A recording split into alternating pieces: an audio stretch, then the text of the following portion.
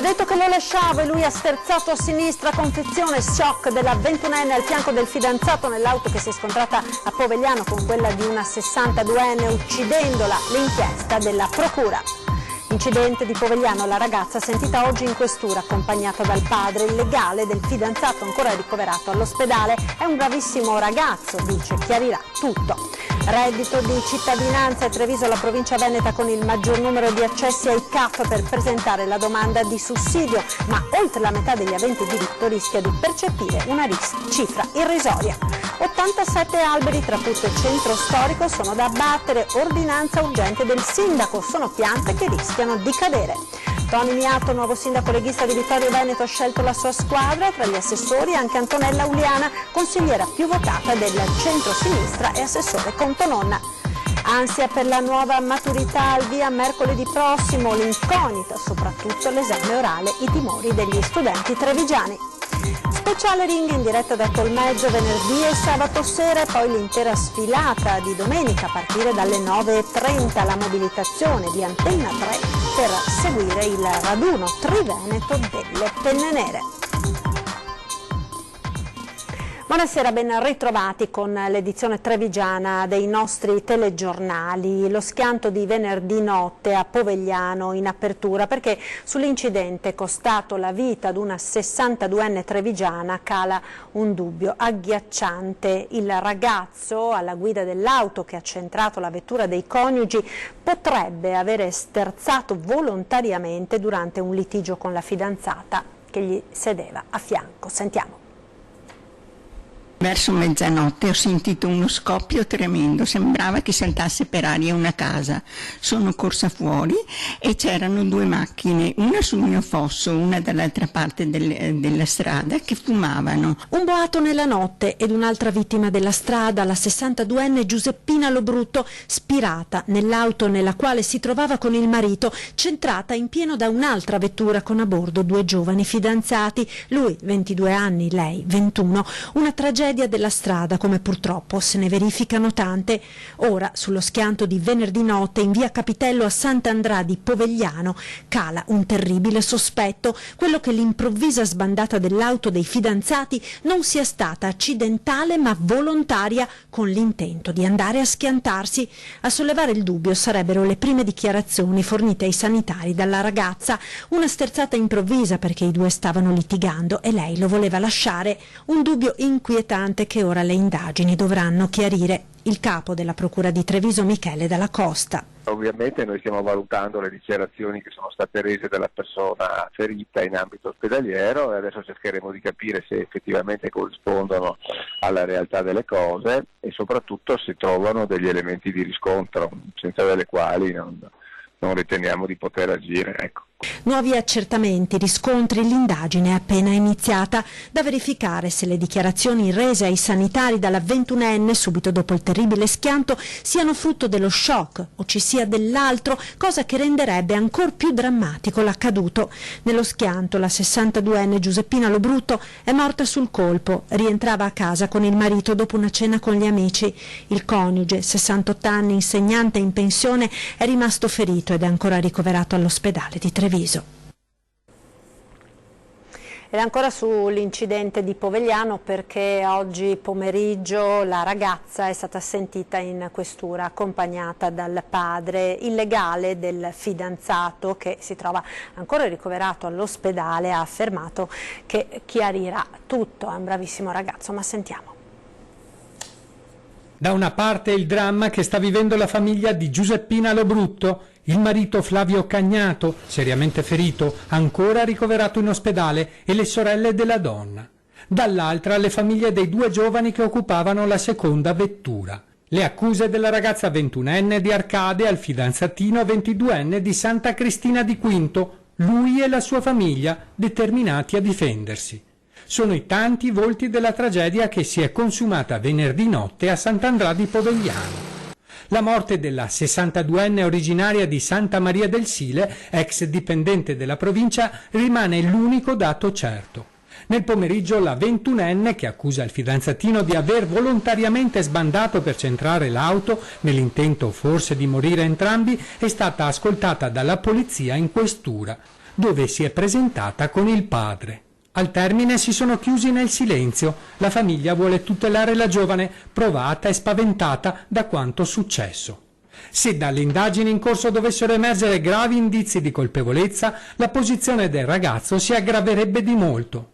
Da omicidio stradale si potrebbe passare a omicidio volontario per la morte della signora e tentato omicidio per il marito e la ragazza. Per ora lo studente è ancora ricoverato in ospedale. I genitori nel frattempo hanno incontrato nel pomeriggio l'avvocato Fabio Crea. Ma è un ragazzo che potremmo definire assolutamente normale, un studente universitario in corso, al terzo anno di economia e commercio, di ottima famiglia. Tengo a precisare che anche gli esami tossicologici erano assolutamente negativi, quindi direi un ragazzo senza sbavature nella sua vita. È ancora sotto shock, anche da un punto di vista fisico deve essere sottoposto ad una nuova operazione, quindi al momento le questioni strettamente penalistiche o processuali non le abbiamo approfondite, anche in attesa di verificare quelle che saranno le iniziative della Procura. Qualora fossero confermate da un punto di vista procedimentale queste dichiarazioni, chiaramente l'ipotesi delittuosa potrebbe essere modificata e certamente aggravata rispetto a quella che ordinariamente viene contestata, qual è l'omicidio stradale. Cambiamo l'argomento, parliamo di reddito di cittadinanza, perché è Treviso la provincia veneta con il maggior numero di accessi ai CAF per presentare la domanda di sussidio, ma oltre la metà degli aventi diritto rischia di percepire una cifra irrisoria. Il bilancio della CGIL. Che è fatta, come dire, una ottima propaganda, però il risultato è del tutto insoddisfacente. Reddito di cittadinanza è Treviso, secondo gli accessi ai CAF CGIL, la provincia veneta che ha presentato il maggior numero di domande, 2.644, sulle 13.162 totali del Veneto, ma ben 1.420 si riferiscono a persone con una fascia di reddito ISEE compresa tra 4.000 e 9.000 euro, che in caso di accoglimento percepiranno al massimo 150-200 euro al mese, non certo gli agognati 780. Pochissimi arriveranno, sono nell'ordine dei 350-400 persone, arriveranno a prendere il tetto previsto dei 700 erotti euro, a meno che non abbiano la casa di proprietà, perché se no già là si abbatte. I rimanenti avranno un riconoscimento del tutto irrisorio. Rimpiangiamo a sto punto il REI, che perlomeno aveva stabilizzato i lavoratori che andavano in supporto nei comuni per fare appunto questa verifica e per tentare di trovare soluzioni per chi era effettivamente in difficoltà. Ai CAF da marzo a oggi si sono presentati individui con le situazioni più varie per verificare se avevano diritto o meno al reddito di cittadinanza, anche un soggetto che aveva in conto corrente circa 100.000 euro e così pure la moglie. Tra le cose particolari si sono rivolti a noi ad esempio soggetti detenuti, agli arresti domiciliari, soggetti che magari di fatto già a priori si poteva capire che non potevano rientrare in quanto titolari di patrimoni abbastanza ingenti, però chiaramente tutti provano giustamente a vedere poi il calcolo e se hanno accesso a un beneficio. 1.354 invece le domande presentate a oggi per andare in pensione con quota 100, modalità che insieme a Opzione Donna ha fatto lievitare le domande di fuoriuscita dal mondo del lavoro dalle 662 del periodo gennaio-maggio 2018 alle oltre 1.000 degli stessi mesi del 2019. Pratiche che hanno aumentato non di poco la mole di lavoro nei patronati, che si attendono ora per fine mese un'altra ondata ancora, quella delle domande degli assegni familiari, la cui richiesta cambia modalità. Sappiamo che gli assegni familiari si rinnovano ogni anno dal 1° di luglio, quindi non c'è più la possibilità di fare la domanda cartacea e consegnare il tutto al datore di lavoro, ma si dovrà fare la domanda telematica. Gli aventi diritto si può stimare attraverso i dati dell'INPS che siano circa 21.000, ok? Quindi per noi patronato chiaramente è un impegno forte. Parliamo ora di autonomia, perché il ministro del Sud, Barbara Lezzi, oggi è tornata sulla questione durante l'audizione in commissione parlamentare per le questioni regionali. Sentiamo. Ad oggi purtroppo, prima di completare il lavoro con le valutazioni economiche e finanziarie di cui parlavo prima, non siamo in grado di definire quanto costa l'autonomia. E questo perché le bozze sinora circolate, che ho avuto possibilità di leggere, illustrano soltanto un quadro generale di intenti che... Il ministro del Sud, Barbara Lezzi, torna sull'autonomia durante l'audizione in Commissione parlamentare per le questioni regionali nell'ambito dell'indagine conoscitiva sul processo di attuazione del regionalismo differenziato, snocciolando articoli della Costituzione alla mano, modalità, materie, costi e criticità. Il ministro è partito da una premessa. Dall'applicazione dell'articolo 116 non devono derivare nuovi o maggiori oneri a carico della finanza pubblica, né un aumento della pressione fiscale. Sul tema del regionalismo differenziato, ha proseguito il ministro del Sud, attore essenziale è proprio il Parlamento, come detto anche dalla collega Erika Stefani, con delega agli affari regionali. Come Ministro, in considerazione dell'importanza di questo tema, sto lavorando da diversi mesi per rispondere alle condivisibili richieste di alcune regioni del Paese, nell'assoluto rispetto del principio di solidarietà che tutte le regioni devono osservare. Sul tema del regionalismo differenziato, attore essenziale è proprio il Parlamento. Parlamento dunque con un ruolo centrale di indirizzo alle Camere nei confronti sia dell'esecutivo statale che dei governi regionali coinvolti nelle intese da sottoscrivere. Questo perché le richieste di autonomia previste nel contratto di governo devono essere accolte, senza però che questi rappresenti uno strumento per favorire alcune regioni a scapito di altre. Il completamento del suo iter non dovrà in alcun modo comportare un surplus fiscale trattenuto dal Nord. Andiamo ora a Vittorio Veneto, dove oggi pomeriggio, dopo una lunga gestazione condita da non poche polemiche, il nuovo sindaco Antonio Miato ha reso noti i componenti della sua squadra e non sono mancate le sorprese. La prima riguarda Antonella Uliana, che è stata nominata assessore alla cultura, stesso ruolo che aveva ricoperto nella giunta di centrosinistra guidata da Roberto Tonon. Uliana era stato il candidato consigliere più votato di tutto il centro-sinistra con 209 preferenze, ora farà parte della nuova amministrazione di centrodestra. A Gianluca Posocco invece, al secondo posto tra i più votati nelle elezioni del 26 maggio, verrà assegnata la delega all'agricoltura, al commercio e allo sport. A lui va anche la carica di vice sindaco. Antonella Caldart diventa assessore al sociale, alla famiglia e alle pari opportunità. Bruno Fasana reggerà l'assessorato ai lavori pubblici e all'ambiente. Ennio Antiga al patrimonio e la polizia locale. Il sindaco Miato ha deciso di tenere per sé i referati all'urbanistica, all'edilizia privata, al turismo e alla salute. C'è anche una curiosità: Miato si occuperà, si legge in una nota diffusa dal comune, anche del rapporto uomo-animale e dell'identità veneta. E continuiamo con la politica, tornando a Mogliano, dove il candidato di centrodestra Davide Bortolato è diventato il nuovo sindaco, battendo con uno scarto di 25 voti l'uscente Carola Arena. Il centrosinistra ora a Mogliano chiederà il riconteggio delle schede. Ci sono infatti ben 125 schede nulle, oltre ad una quarantina di schede bianche, cosa abbastanza singolare per un turno di ballottaggio. Sentiamo quindi l'intervista all'ex vice sindaco Daniele Ceschin.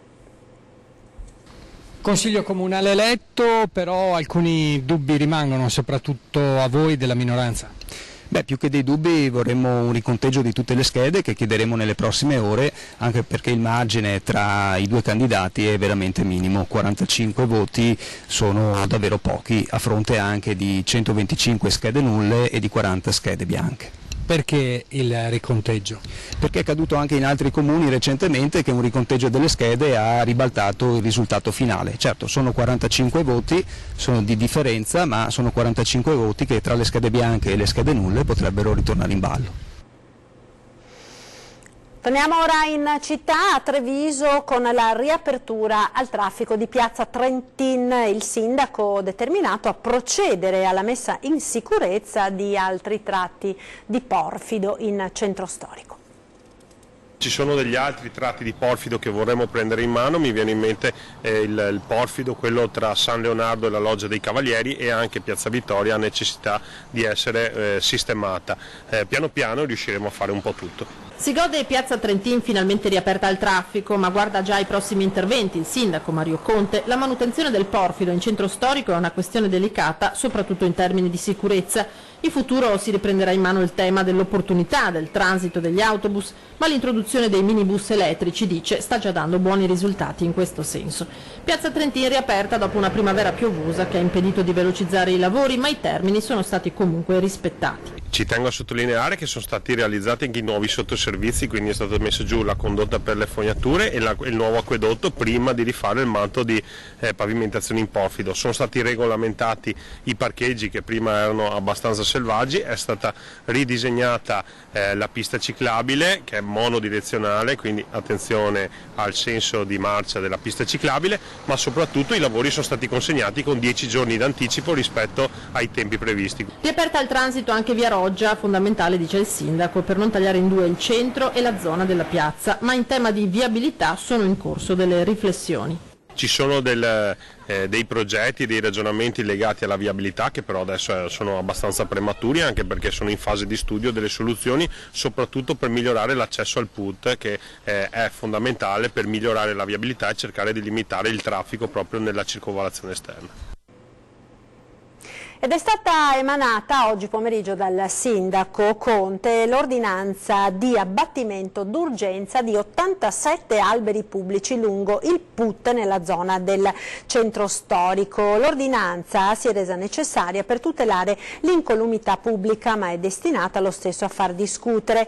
Il monitoraggio del patrimonio arboreo presente nelle aree verdi, parchi, strade e viali cittadini da parte dell'agronomo ha evidenziato la presenza di piante gravemente compromesse ad elevato rischio di cedimento strutturale, i cui bersagli potenziali sono le aree verdi, i viali, le strade pubbliche o gli edifici limitrofi appunto lungo il PUT o il centro. Altre piante da eliminare sono state riscontrate durante la manutenzione del verde, di qui quindi la necessità dell'ordinanza. Ci fermiamo ora per la pubblicità, tra poco.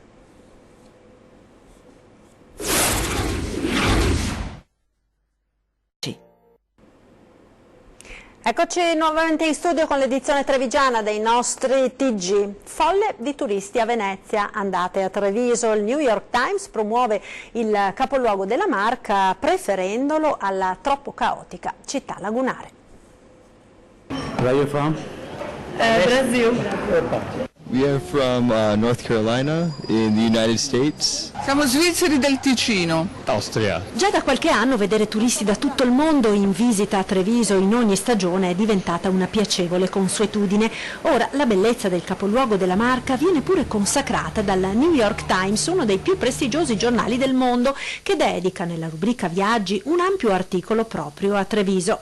E già il titolo è più che lusinghiero. Scoraggiato dalle folle di Venezia, prova l'oasi della porta accanto. La foto è quella del canale dei Buranelli, uno degli scorci più belli della città, descritta come una bellissima e tranquilla città a 2 passi da Venezia. Visitata grazie ad una guida d'eccezione, Antonella Stellitano, responsabile delle attività culturali di Fondazione Cassamarca, che ha accompagnato in giro per Treviso il giornalista statunitense, proprio come si porta a spasso per la propria città un amico straniero, in un tour nei luoghi più belli e meno battuti, dalla chiesa di Santa Lucia al Monte di Pietà, senza tralasciare ovviamente le delizie enogastronomiche dallo spritz al tiramisù.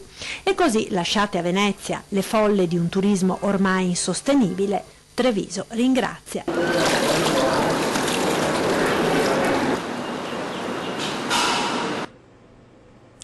Ansia per la nuova maturità al via mercoledì prossimo, l'incognita e soprattutto l'esame orale. Siamo andati a sentire gli studenti trevigiani. Sarà tutto un po' una sorpresa e speriamo siano più comprensibili i professori, visto che siamo delle cavie praticamente.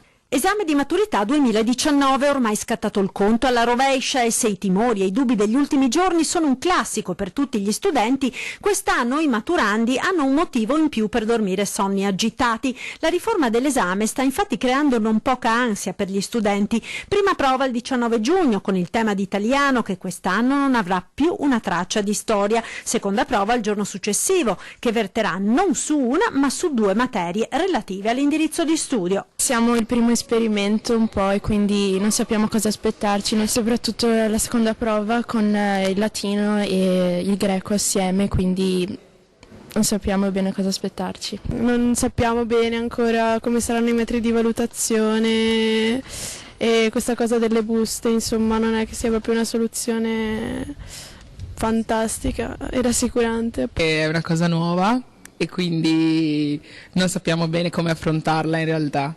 Però speriamo bene, insomma. Abolito il quizzone a preoccupare soprattutto l'orale, non ci sarà più la tesina e ogni studente dovrà scegliere una busta con gli argomenti che saranno oggetto del colloquio. Quello che mi preoccupa di più è l'orale, perché delle 3 prove è quella da cui ci si aspetta di più conoscenza, e perché comunque delle prime due prove abbiamo fatto simulazioni, quindi bene o male un'idea c'è, mentre per l'orale c'è tanto mistero e quindi insomma non sappiamo come affrontarla. Grande mobilitazione per Antenna 3 durante l'intera settimana per seguire ogni attimo del prossimo raduno triveneto degli alpini. Venerdì e sabato sera puntate speciali di Ring a partire dalle 21:15 in collegamento con Tolmezzo, e domenica appuntamento con la sfilata in diretta. Viva gli alpini e viva le stelle alpine! Sarà una grande settimana all'insegna delle penne nere, come sempre su Antenna 3. I giorni che ci accompagnano al raduno triveneto degli alpini a Tolmezzo questo weekend racconteranno i preparativi, le emozioni, i ricordi e gli incontri di un grande popolo propenso all'aiuto del prossimo. Ancora cappelli puliti, ancora file compatte, ancora bella gente. Un servizio dedicato alla scoperta della patria, dedicato alla scoperta dei principi del dovere, dell'onestà e della coerenza. Ogni giorno i telegiornali sveleranno il retroscena dell'organizzazione dalla voce dei nostri alpini, ma Antenna 3 ha in serbo 2 grandi novità. Oltre alla diretta dell'intera sfilata domenica a partire dalle 9:30, venerdì e sabato sera infatti alle 21:15 andranno in scena 2 puntate speciali di Ring interamente dedicate al raduno triveneto. Ospiti, servizi e collegamenti in diretta da Tolmezzo per seguire tutte le emozioni di questo weekend di festa e ritrovo. L'omaggio all'ossario e i frammenti di storia del Museo della Grande Guerra di Timao di Paluzza, ma anche reportage dai luoghi in cui si combatté tra i monti del Pal Piccolo e Pal Grande, o dove perse la vita la portatrice carnica, medaglia d'oro a valor militare, Maria Plozner-Mentil. Antenna 3 accenderà i riflettori sui primi arrivi, gli allestimenti, le cerimonie che precedono la sfilata di domenica, per non perdere il nostro appuntamento con la storia.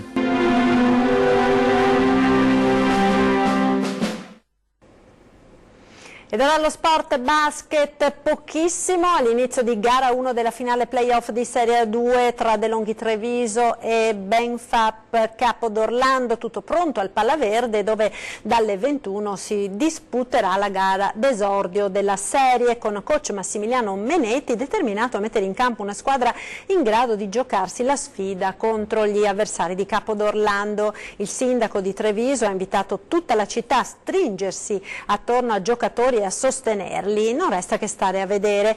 Non sono sicuro che ce la faremo, ha detto Menetti, ma so che possiamo farcela.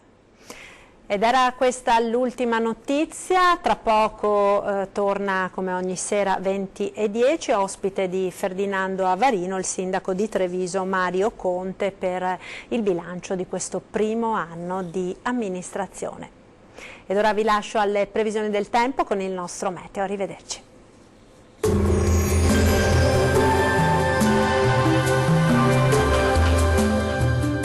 Tonus Laboratorio del Piede, centro altamente specializzato nella costruzione di plantari su misura, dedica nuove tecnologie di rilevazione dei carichi posturali per dare voce alla filosofia di benessere che lo caratterizza. Ben ritrovati al meteo. Prevale il bel tempo stabile e soleggiato, tuttavia non si esclude una lieve instabilità in alcuni settori. Vediamo in quali. Sul Veneto qualche nube in più sui rilievi, dove saranno possibili anche dei piovaschi, specie durante le ore pomeridiane. Più soleggiato invece sui restanti settori. Temperature minime tra 16 e 21 gradi, massime comprese invece tra 27 e 31 gradi circa. Bel tempo anche sul Friuli Venezia Giulia, dove sarà asciutto e stabile ovunque, con il sole che sarà protagonista su tutti i settori. Il cielo infatti si presenterà sereno su tutte le province. Temperature minime tra 18 e 22 gradi, massime oscillanti invece tra 27 e 31 gradi. Raggiungiamo infine il Trentino Alto Adige, dove andrà meglio al mattino con ampio soleggiamento. Durante le ore pomeridiane invece avremo qualche pioggia a carattere sparso, ma in genere di debole intensità. Temperature minime sui 16 gradi, massime comprese tra 30 e 31 gradi. Bene, dal meteo di Antenna 3 per ora è tutto. Arrivederci.